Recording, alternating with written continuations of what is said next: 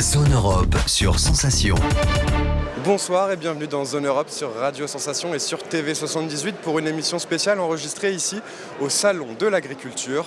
Qui dit Europe et agriculture dit PAC. La politique agricole commune représente à elle seule 387 milliards d'euros pour la période 2023-2027. Ça représente à peu près un tiers du budget européen. On en parle avec Catherine Gesslin-Lanel. Elle est directrice de la stratégie et de l'analyse politique de la Direction générale de l'agriculture de la Commission européenne. Zone Europe. Bonjour Catherine Gesslin-Lanel. Bonjour. Merci d'être avec nous. Alors ça y est, la nouvelle PAC est entrée en vigueur le 1er janvier 2023. La PAC, c'est l'une des politiques majeures de l'Union européenne. Pour cette PAC, donc 2023-2027, plusieurs changements ont vu le jour. On va en parler avec vous. Mais d'abord, revenons un peu sur cette histoire, sur cette PAC donc, qui a été mise en place en 1962. Quels étaient au départ les objectifs initiaux ? D'accord. Donc en effet, la politique agricole commune, ou la PAC comme on l'appelle, est la plus ancienne politique européenne. Elle a été d'ailleurs le moteur de l'Union européenne. À l'époque, il s'appelait la Communauté économique européenne, très longtemps. Et en fait, on sortait de la guerre et on avait besoin de développer la production agricole et alimentaire de ce qui était la Communauté économique européenne, avec à l'époque 6 pays fondateurs. Et donc on a créé une politique qui a cherché à inciter les agriculteurs à produire plus de toutes sortes de produits animaux, produits végétaux, à des prix raisonnables pour les consommateurs, et elle a très bien fonctionné. À tel point d'ailleurs que dans les années 70-80, elle a tellement bien fonctionné en améliorant le revenu des agriculteurs et en produisant de grandes quantités qu'on a été obligé de la réformer pour faire en sorte qu'on n'ait pas des stocks très importants de produits agricoles et alimentaires. Et ça n'a été que la première d'une succession de réformes pour une politique qui s'est toujours adaptée à la demande des consommateurs et de la société européenne. Alors justement, ces objectifs initiaux qui sont produire plus à des prix intéressants aussi pour les agriculteurs, ça constitue le premier pilier de la PAC. En 1999, il y a eu ce deuxième pilier avec donc le FEDER qui a été introduit, le Fonds européen agricole pour le développement rural. Il est géré par l'État et les régions directement. Il constitue donc ce deuxième pilier. Concrètement, à quoi il sert ? On a cherché au travers de ce deuxième pilier, d'une part à mieux prendre en compte la place de l'agriculture dans les zones rurales et la vie en milieu rural, donc en finançant avec ce deuxième pilier toute une série d'actions, en particulier des investissements dans les zones rurales, essentiellement agricoles, mais pas seulement. Il y a aussi des infrastructures non agricoles et aussi le financement d'un certain nombre d'aides. Et je mentionnerai ici, parce que ça a été le début, j'allais dire, du renforcement du caractère vert de la PAC, on a financé les aides à l'agriculture biologique, agriculture qui a connu un développement considérable depuis. Ces dernières années, effectivement. Une des nouveautés donc, principales de cette PAC pour la période 2023-2027, ce sont les plans stratégiques nationaux. Alors désormais, les États doivent envoyer à la Commission un plan national stratégique pour pouvoir bénéficier ensuite des fonds. Qu'est-ce qu'ils contiennent ces plans et à quoi ils servent ? Alors vous avez raison, c'est une grande nouveauté. On garde des objectifs communs aux 27 pays de l'Union, mais on tient compte du fait qu'il y a une très grande diversité de l'agriculture dans les différents pays de l'Union européenne. Et donc sur la base de 10 objectifs communs fixés au niveau européen et d'une boîte à outils aussi qui est européenne, boîte à outils, c'est-à-dire modalité de financement, instruments financiers, on propose aux États membres d'établir ce qu'on appelle des plans stratégiques dans lesquels ils vont décrire les caractéristiques de leur agriculture, les objectifs qui sont prioritaires pour eux en fonction des défis auxquels leur agriculture est soumise et la manière dont ils vont utiliser cette boîte à outils et ces financements européens. Donc chaque État membre a proposé son plan stratégique national à la Commission européenne l'année dernière. Et donc au sein de cette Commission européenne, la Direction générale de l'agriculture a étudié, j'imagine, ces plans stratégiques nationaux. Certains ont été retoqués, il y a eu des négociations, ça s'est passé plus ou moins facilement. Ça s'est bien passé, je dirais, c'est-à-dire qu'il y a eu un échange C'est que notamment pour respecter les délais, c'est parfois un peu compliqué. Pour tenir les délais, parce qu'il y avait effectivement un temps assez court, il y avait 1 an pour valider ces plans stratégiques, pour qu'ils entrent en vigueur à partir du 1er janvier 2023. Il y a eu des échanges pour s'assurer aussi qu'il y avait une cohérence entre ces plans, qui respectaient bien les objectifs qui avaient été fixés par les États membres de l'Union européenne lors de la négociation de la PAC. Et donc ils ont tous été validés avant la fin de l'année 2022, ce qui leur a permis d'être mis en œuvre dès le 1er janvier de cette année. Donc autre nouveauté de cette PAC, ce sont aussi ces éco-régimes, alors qui ont vocation à encourager les bonnes pratiques environnementales de la part des agriculteurs. 25% des aides directes y sont consacrées. C'est vraiment l'aspect environnemental aujourd'hui qui prime sur les politiques. C'est le nouvel engagement de l'Union européenne, avec notamment pour être cohérent avec le pacte vert européen. C'est ça. On accentue la dimension environnementale et j'ajouterai climatique dans le soutien aux agriculteurs. Donc d'une PAC qui était dans les années 60 tournée vers produire plus, on est aujourd'hui dans une PAC qui n'est pas simplement produire, mais produire plus avec moins et mieux, en respectant l'environnement et en protégeant le climat. Donc vous avez raison, une des innovations, c'est ce qu'on appelle ces éco-schemes, en français on dirait ces schémas ou ces instruments écologiques, on va dire, qui permettent aux agriculteurs de bénéficier d'une rémunération pour les services qu'ils rendent à l'environnement, comme par exemple des pratiques qui vont permettre de protéger la faune, de protéger la flore, d'améliorer la qualité du sol, etc. Enfin, pour finir, une expression revient souvent cette année au Salon de l'Agriculture, c'est, vu le contexte géopolitique, on le comprend aussi, c'est donc la souveraineté alimentaire. Est-ce que le monde agricole doit-il être au cœur de notre autonomie stratégique européenne ? Je répondrai oui à cette question. L'alimentation, c'est un enjeu de sécurité, c'est un enjeu de souveraineté. On l'a vu avec la guerre en Ukraine qui a malheureusement impacté les exportations de l'Ukraine en céréales vers de nombreux pays qui sont dépendants dans le monde et qui se trouvent dans des situations d'insécurité alimentaire très graves. Ça n'a pas été le cas de l'Europe. Donc on a peut-être réalisé à nouveau, repris conscience du caractère stratégique d'être capable de produire l'essentiel de son alimentation. Ça ne veut pas dire qu'on n'importe pas, ça ne veut pas dire qu'on n'exporte pas, mais ça veut dire qu'on est capable, nous les Européens, notamment grâce à la PAC et surtout grâce aux agriculteurs et à toute la chaîne alimentaire, de se nourrir nous-mêmes. Et ça, c'est très important. Merci Catherine Gélin-Lanel. Merci. D'avoir été avec nous. Je rappelle que vous êtes directrice de la stratégie et de l'analyse politique de la direction de l'agriculture de la Commission européenne. Zone Europe. L'importance du secteur agricole pour l'économie, l'Union européenne comme puissance agricole. On en parle avec Marie-Pierre Védrenne. Elle est eurodéputée, membre du groupe Renew Europe et vice-présidente de la Commission du commerce international au Parlement européen. Zone Europe. Bonjour Marie-Pierre Védrenne. Bonjour. Alors l'agriculture, c'est aussi le commerce. La France représente un peu moins de 20% de la production agricole totale de l'Union européenne. Une année 2022 marquée par l'inflation et l'augmentation des prix, ce qui a entraîné donc un excédent commercial agricole et agroalimentaire français de 10,3 milliards d'euros, un record depuis 2013. Mais la production a, elle, baissé. Est-ce que c'est une bonne nouvelle, ce chiffre, ou bien c'est un succès en trompe-l'œil ? Alors, je pense qu'il faut analyser ces chiffres de manière à 360 en quelque sorte. C'est déjà positif d'avoir une balance commerciale sur ce secteur qui est positive parce qu'on le voit bien, on a une balance commerciale déficitaire pour l'ensemble de notre balance commerciale. Donc avec l'aéronautique, le secteur agroalimentaire est positif. Donc ça doit nous interpeller effectivement de voir comment la France continue de produire, continue d'exporter, mais on le voit bien, nous sommes confrontés au choc du changement climatique et l'agriculture, la question de souveraineté. Nous devons aussi appuyer nos agriculteurs, nos éleveurs pour faire face à ces enjeux. Donc je pense que les chiffres sont une chose, mais on le voit bien spécifiquement avec les échanges que nous avons sur ce salon international, nous devons réfléchir au futur de la politique agricole commune, au futur de notre souveraineté alimentaire. Et c'est important de débattre de ces enjeux parce que la guerre en Ukraine nous le rappelle, l'alimentation est aussi une arme de guerre. Alors justement, cette guerre, on en a beaucoup parlé, surtout sur ses conséquences énergétiques. On a beaucoup parlé du concept de souveraineté énergétique. Est-ce qu'il faut faire la même chose pour le concept de souveraineté alimentaire ? Le concept de souveraineté, c'est notamment un point qui nous tient à cœur dans notre délégation, qui est porté aussi par le président de la République depuis son discours de la Sorbonne, pour dire qu'il nous faut une Europe plus souveraine, c'est-à-dire qui soit capable de déterminer par elle-même avec qui, quand, comment elle échange, mais surtout qui ait une capacité industrielle beaucoup plus forte. Le choc du Covid nous l'a démontré à quel point c'était important, notamment sur les questions de santé.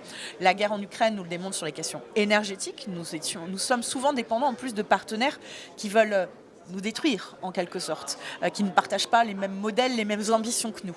Donc c'est capital aussi de réfléchir sur cette souveraineté alimentaire. Parce que, comme je le disais, l'alimentation est une arme de guerre. Nous le voyons quotidiennement avec cette agression russe de l'Ukraine, quand les Ukrainiens, qui sont de gros producteurs, notamment de blé, ne peuvent pas exporter, notamment dans les pays d'Afrique, ça a des conséquences considérables. Et ça démontre bien l'interaction aussi du marché mondial. Donc l'Union européenne, et on l'a fait dans le cadre de la politique agricole commune, doit travailler sur le plus de revenus pour ses agriculteurs, la question du changement climatique et la question de la protection vis-à-vis des menaces, en quelque sorte, et de la concurrence déloyale extra-européenne. Alors nous sommes ici sur le stand des vignerons indépendants. Comment ça se passe une journée pour un eurodéputé ici au salon? On va de stand en stand? On a un agenda très chargé au salon, on essaye de rencontrer le maximum de monde. C'est aussi la continuité d'un travail qu'on fait quotidiennement. Effectivement, vous avez raison de préciser qu'on est avec les vignerons indépendants. C'est aussi la Confédération européenne des vignerons avec laquelle je travaille au Parlement européen. Donc c'est l'occasion de revoir de nombreux acteurs avec qui on échange. Donc souvent, effectivement, on multiplie l'ensemble des visites. Hier, notre délégation était aussi présente au salon, l'interprofession, les jeunes agriculteurs, la FNSEA, l'intervention dans des débats, les échanges avec la presse. C'est un moment fort. Ce salon aussi, c'est l'occasion, bien sûr, de retrouver les professionnels, mais d'échanger et de porter à la connaissance de nos concitoyens l'entièreté de ces enjeux, parce qu'on le voit qu'il y a une grosse pression aussi sur le monde agricole, et il faut rappeler à quel point justement il joue un rôle considérable pour nourrir l'ensemble de la population. Vous avez rencontré plusieurs représentants ici du monde agricole. Quels ont été les discours un petit peu qu'ils vous ont donnés? Quelles sont les pistes envisagées? Est-ce qu'ils parlent pour le futur? Est-ce qu'ils parlent aussi de souveraineté alimentaire? C'est le sujet du moment? Bien sûr, c'est un sujet capital pour eux, parce qu'ils sont par exemple très heureux qu'on voit le titre de ministre de l'Agriculture et de la souveraineté alimentaire, parce qu'ils le disent depuis longtemps que c'est un enjeu essentiel. Donc les messages, si je devais résumer en 2-3 phrases, on a souvent pas de contraintes sans solution. Ça fait référence par exemple aux décisions et à la décision de la Cour de justice de l'Union européenne sur les néonicotines. Donc on va avoir tous ces nouveaux débats aussi qui reviennent sur l'utilisation des produits phytosanitaires au Parlement européen. Sur les travaux qui m'occupent plus particulièrement sur la question du commerce international, j'ai été beaucoup interpellée sur la multiplication des accords de libre-échange et spécifiquement sur le Mercosur. Donc ce qui est dit en fait, c'est que au sein de l'Union européenne, on demande de plus en plus de choses, de normes qui sont vécues comme des contraintes par nos agriculteurs, alors qu'ils ont parcouru déjà un chemin important.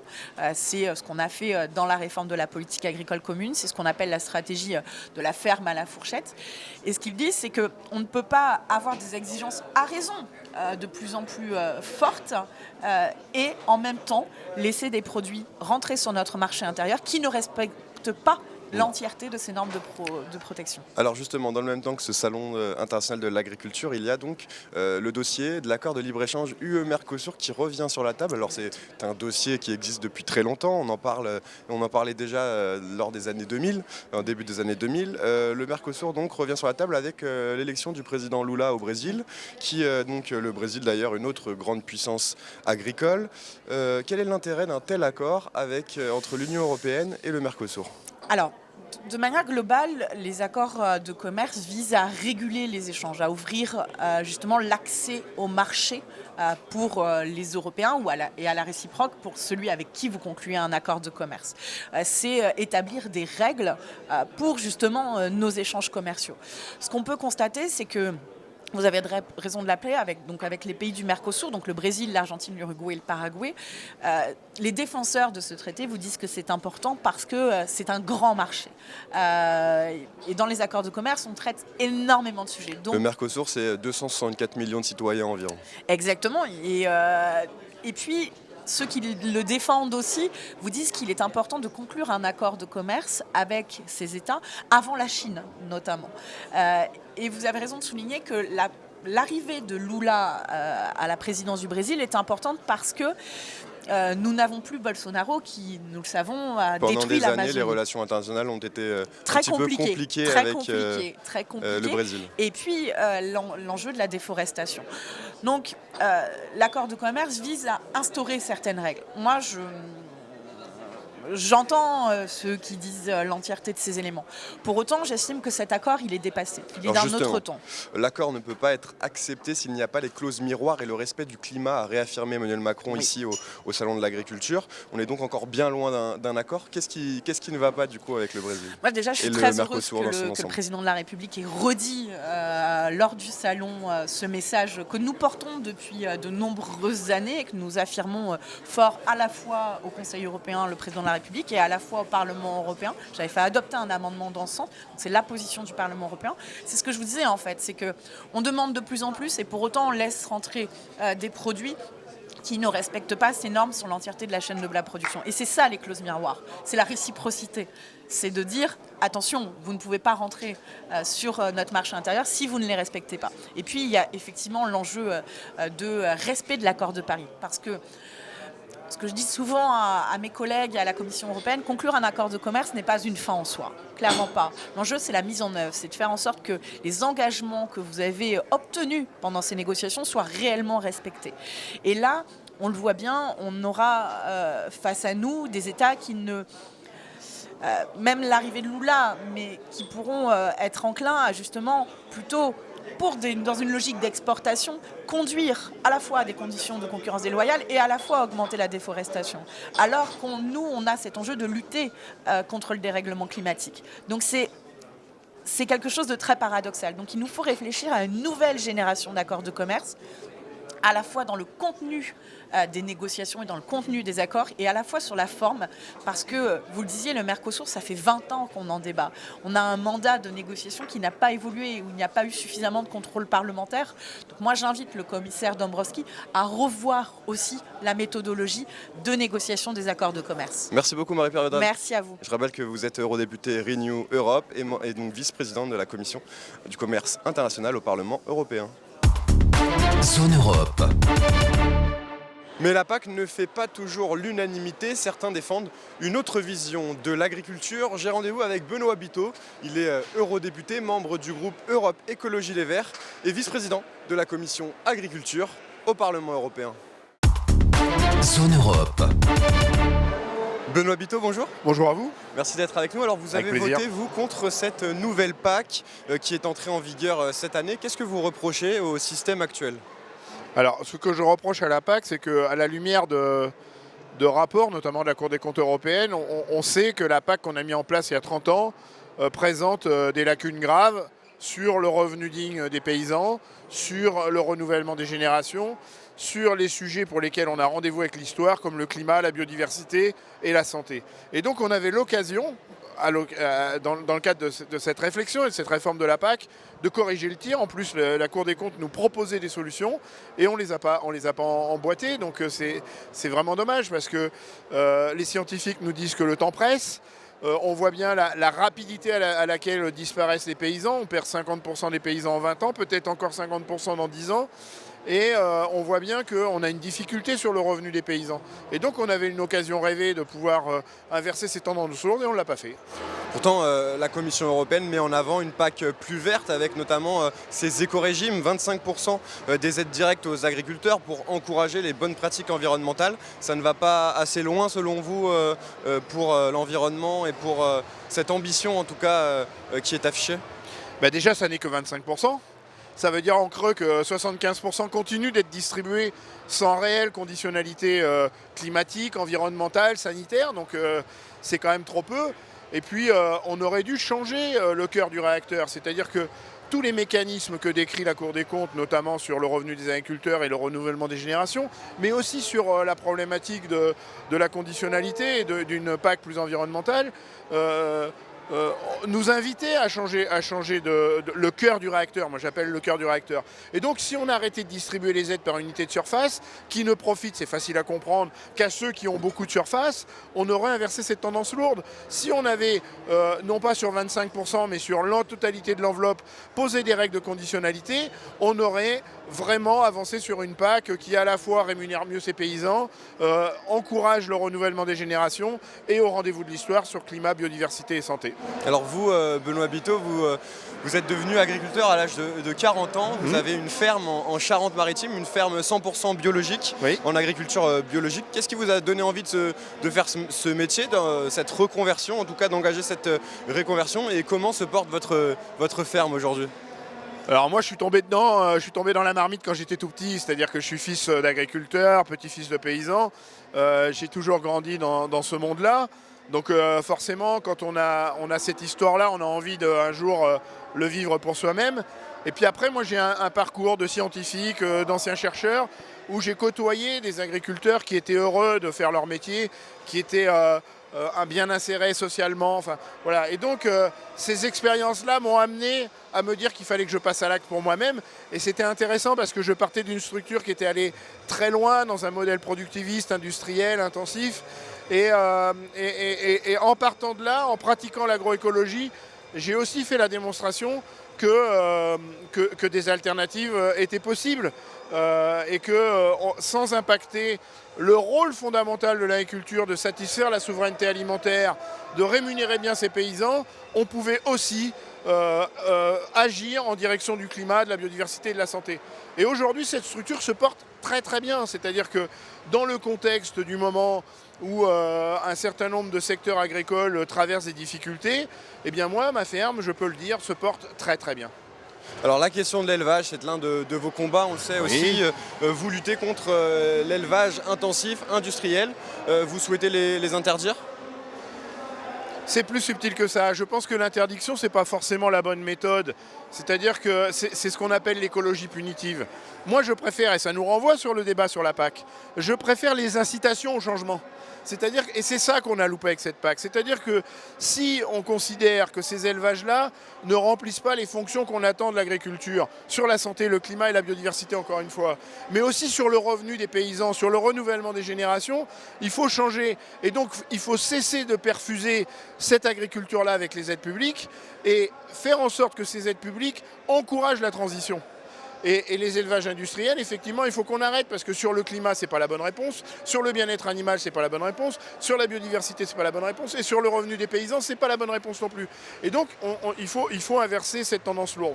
Pour autant, il ne faut pas renoncer à l'élevage. Quels sont aujourd'hui les freins aux alternatives à l'élevage intensif ? Pourquoi les agriculteurs aujourd'hui sont, entre guillemets, bloqués, freinés à développer davantage une agriculture biologique peut-être, ou à taille un peu plus réduite ? C'est le rôle des politiques publiques justement. C'est-à-dire que si les politiques publiques étaient mieux orientées, qu'on ne perfusait plus économiquement des choix d'entreprise qui ne sont plus les bons au regard des attentes sociétales et citoyennes, et qu'on redéployait, qu'on remobilisait ces crédits sur l'accompagnement des alternatives, dans un objectif de rémunérer, et le mot est important, de rémunérer des agriculteurs qui font bien, qui prennent soin du climat, de la biodiversité et de la santé, avec les aides publiques de la PAC, eh bien, on aurait des activités d'élevage qui sont tournées vers l'entretien de prairies remarquables, qui séquestrent du carbone, vers des prairies remarquables qui hébergent de la biodiversité et qui en plus produisent du lait et de la viande d'extrêmement bonne qualité, contrairement à du lait et de la viande produits avec des élevages qui fonctionnent avec le binôme maïs-soja, dont on connaît par ailleurs les dégâts sur la ressource en eau et sur le climat. Dernier sujet avec vous, Benoît Biteau, la consommation de viande. On sait que la tendance a été ces dernières années à une légère baisse en tout cas par rapport à la consommation globale en France. Est-ce que la transition de l'élevage notamment doit passer obligatoirement également à côté par une baisse encore de la consommation de viande ? Oui, il faudra. Et moi, je mets la viande et les produits laitiers d'ailleurs.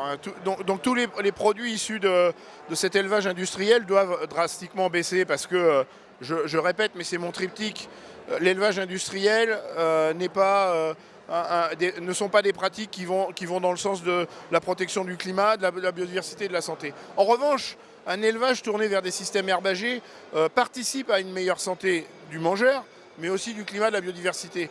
Et donc, on a intérêt à ce que ne perdurent que ces pratiques d'élevage-là, tournées vers des systèmes herbagés, sur des prairies de montagne, sur des prairies de zones humides, où ils remplissent toutes ces fonctions-là. Mais si on ne limite l'élevage qu'à ces activités-là, effectivement, il y aura beaucoup moins de lait et de viande disponibles, et donc il faut effectivement, dans nos attitudes alimentaires, envisager une réduction importante de notre consommation de lait et de viande. Mais pour autant, il faut en manger encore. Mieux, moins, mais mieux.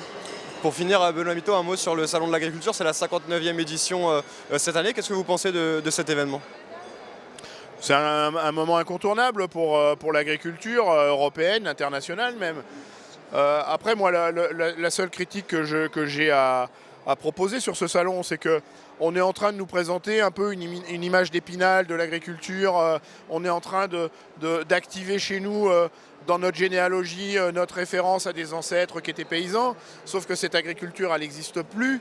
Et donc, je pense qu'il est urgent de constater et d'entendre la demande de la société civile. Si ce salon est fréquenté, c'est parce que les gens sont en recherche de cette agriculture-là qui fait référence à nos racines paysannes. Et donc, il faut entendre ça dans le développement agricole de manière à ce que le message que nous envoient les gens qui fréquentent ce salon infuse dans l'évolution des pratiques agricoles. Merci beaucoup Benoît Miteau. Merci à vous d'avoir été avec nous. Je rappelle que vous êtes eurodéputé, membre du groupe Europe Écologie Les Verts au Parlement européen et premier vice-président de la commission agriculture au Parlement européen. Merci beaucoup. Zone Europe. Zone Europe, c'est terminé. Vous pouvez retrouver cette émission en replay sur notre site internet, sur notre application Radio Sensation et aussi sur TV78. On se retrouve la semaine prochaine pour un prochain numéro. Bonne soirée à tous. Zone Europe sur Sensation.